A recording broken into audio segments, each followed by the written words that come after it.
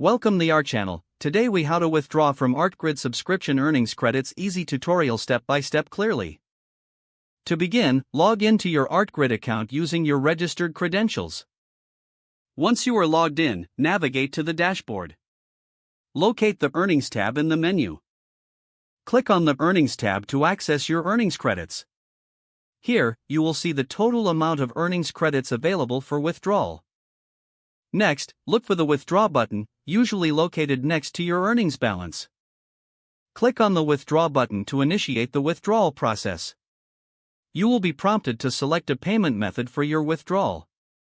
Choose your preferred payment method from the available options. Enter the amount you wish to withdraw, ensuring it does not exceed your available balance. Review the withdrawal details to confirm everything is correct. After confirming the details, click on the Submit button to finalize your request. You should see a confirmation message indicating that your withdrawal request is being processed.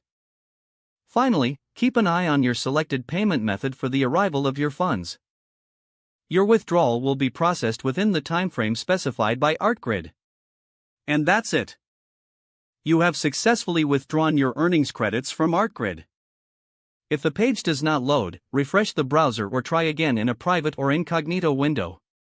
Make sure you are using the correct email address, then retype it carefully to avoid small typos. If your password is not accepted, use the reset option and create a new strong password you can remember. Check your spam folder for verification or security emails, then complete any requested confirmation steps. Enable two-factor authentication if available to improve account security and reduce unauthorized access risk. After signing in, review your profile details so your contact information and settings are accurate and current. If you see an error message, note it down and try again after restarting your device and internet connection.